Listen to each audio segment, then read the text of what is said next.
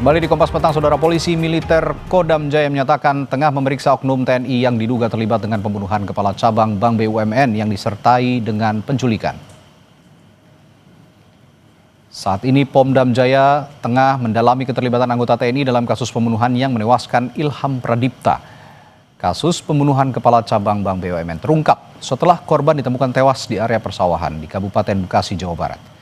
Sebelum korban ditemukan tewas, korban sempat menjadi korban penculikan.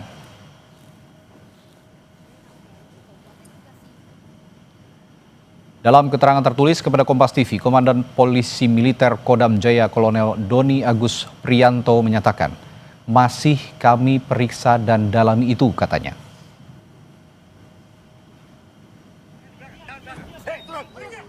Terkait pembunuhan Kepala Cabang Bank BUMN, Cempaka Putih, polisi telah menetapkan 15 tersangka. Dari 15 tersangka yang sudah ditangkap, polisi menyebut ada 4 tersangka yang diduga merupakan aktor intelektual dalam kasus pembunuhan ini.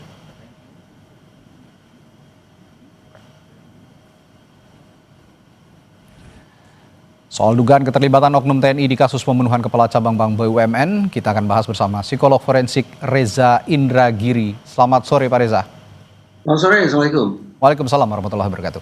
Pak Reza, polisi kan sudah menetapkan 15 orang tersangka dan 4 diantaranya diduga sebagai aktor intelektual. Nah, sekarang muncul kembali diduga ada oknum anggota TNI yang terlibat dalam kasus pembunuhan Kepala Cabang Bank BUMN ini.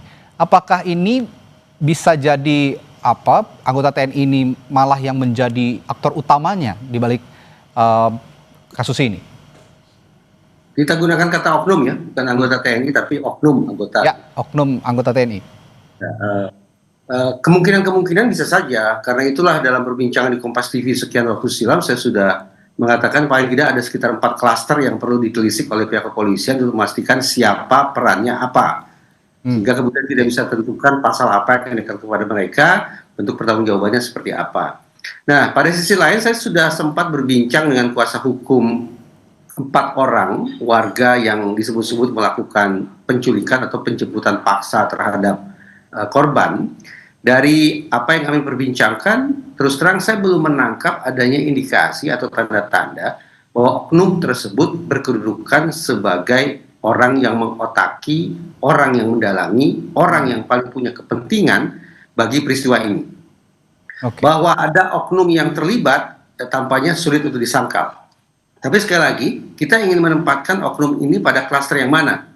Kalau kita berasumsi atau menduga-duga, berspekulasi, bahwa mereka merupakan aktor, merupakan dalang, merupakan paling berkepentingan, maka semestinya di kepala mereka harus bisa dicek ada tidaknya target, insentif, sumber daya, dan risiko sebagai 4 elemen yang harus mereka kalkulasi sebelum melancarkan peristiwa ini. Kalau 4 unsur itu tidak tersedia di kepala mereka, maka sekali lagi saya terus terang tidak begitu yakin juga bahwa oknum-oknum tersebut bisa ditempatkan pada klaster pertama, yaitu sebagai pihak yang menjadi dalang atau pihak yang mengotaki atau pihak yang paling berkepentingan bagi terjadinya peristiwa ini. Oke, yang ingin saya tanyakan kemudian begini Pak Reza, ciri-ciri biasanya psikologisnya umumnya dari oknum anggota militer seperti oknum anggota TNI misalnya yang terlibat dalam kejahatan kekerasan seperti penculikan, pembunuhan, berdasarkan pengalaman Anda dalam kasus serupa bagaimana?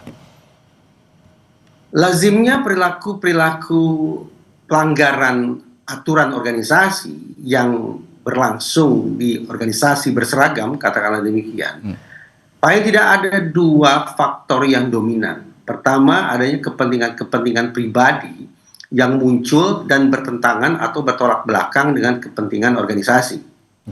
Dan kedua adalah kontrol yang lemah.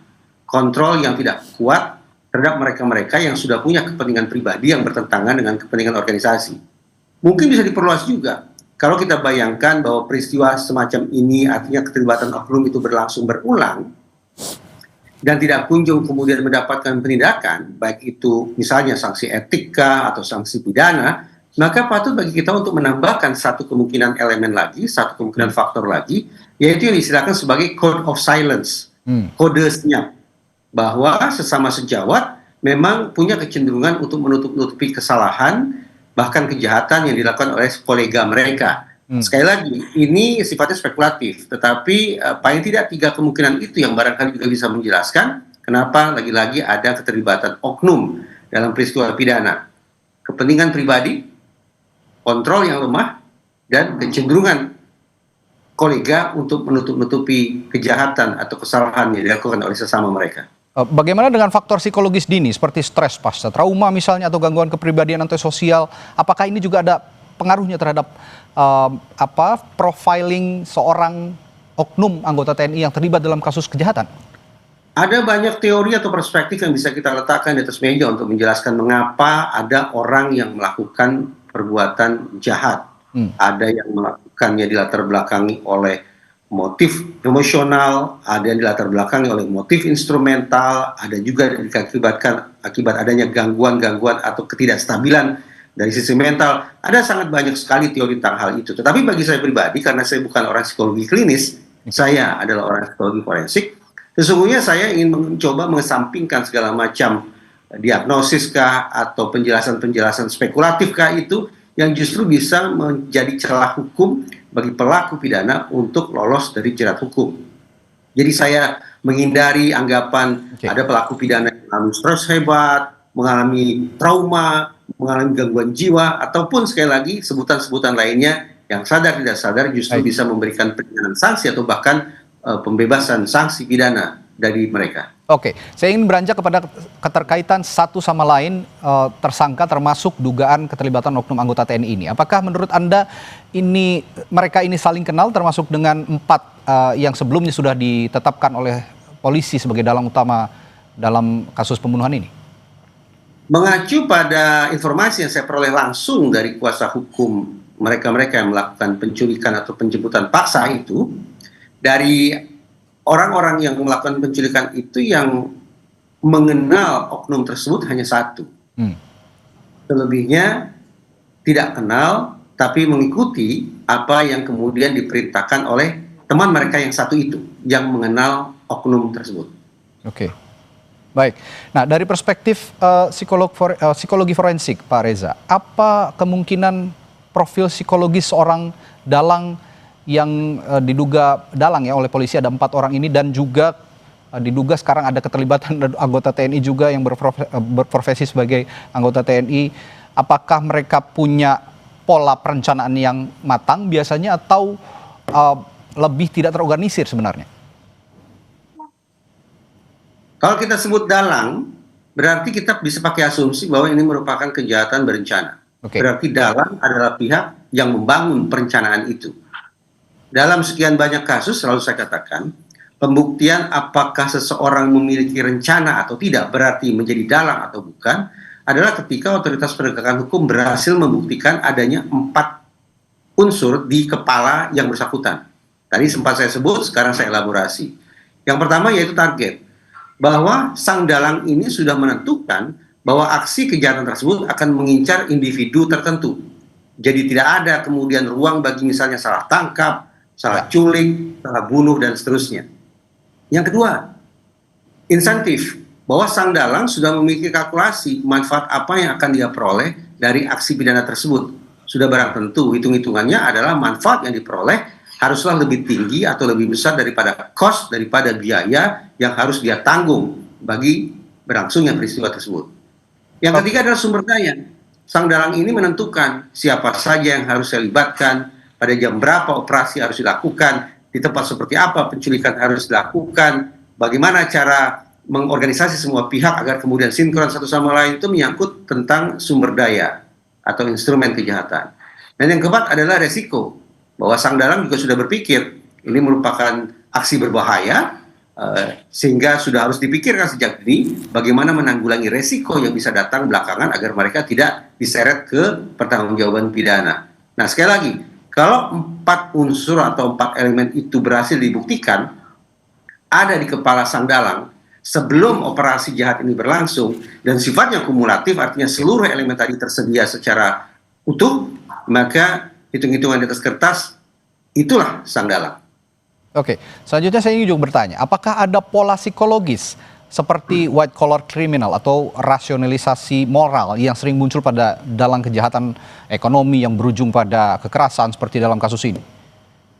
Sulit dielakkan ya, karena korban adalah orang yang bekerja di sektor perbankan, ditambah lagi ternyata ada sekian banyak orang yang dilibatkan dalam aksi kejahatan ini, maka memang bisa kita bayangkan betapa kejahatan yang satu ini atau peristiwa yang satu ini membutuhkan kos atau membutuhkan biaya tinggi. Nah, kalau kemudian kita sepakat bahwa ini merupakan kejahatan yang membutuhkan biaya tinggi, maka masuk akal pula kalau kita menganggap ini merupakan salah satu bentuk kejahatan kerah putih, white collar crime. Oke. Dan melihat anatomy of crime dari kasus ini, Pak Reza, kalau melihat adanya dugaan keterlibatan oknum anggota TNI, apakah bisa saja oknum anggota TNI ini menjadi dirigen dari semua semua orang yang terlibat dalam kasus ini? Ada 15 orang sejauh ini. Sekali lagi, segala kemungkinan itu bisa saja. Proses investigasi akan menempatkan siapa melakukan apa, dikenakan pasal berapa. Tadi saya katakan, untuk memastikan apakah seseorang atau beberapa orang masuk dalam klaster pertama, yaitu orang yang mendalangi, orang yang mengotaki, orang yang mengorkestrasi, orang yang paling punya kepentingan bagi terjadinya suatu peristiwa kejahatan, harus dibuktikan adanya 4 elemen: target, insentif, sumber daya, dan resiko.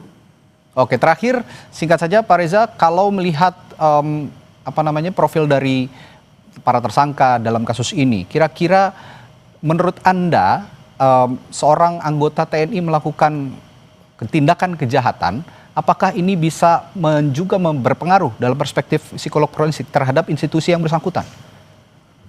Ya, tentu saja bahwa kemudian masyarakat akan melakukan overgeneralisasi atau bahkan gross generalization, yaitu penarikan simpulan secara berlebihan bahwa apa yang dilakukan oleh oknum dianggap sebagai merupakan perbuatan organisasi. Penghakimi itu sangat-sangat biasa terjadi karena kecenderungan manusia memang menutup celah-celah dalam proses berpikir dengan cara misalnya salah satunya adalah overgeneralisasi seperti saya katakan tadi. Tapi saya terus terang ingin memberikan garis bawah bahwa saya yakin betul tidak mungkin ini dilakukan oleh organisasi. Ini tanda petik sebatas dilakukan oleh oknum, sehingga pertanggungjawaban yang kita tagih adalah kepada oknum yang bersangkutan.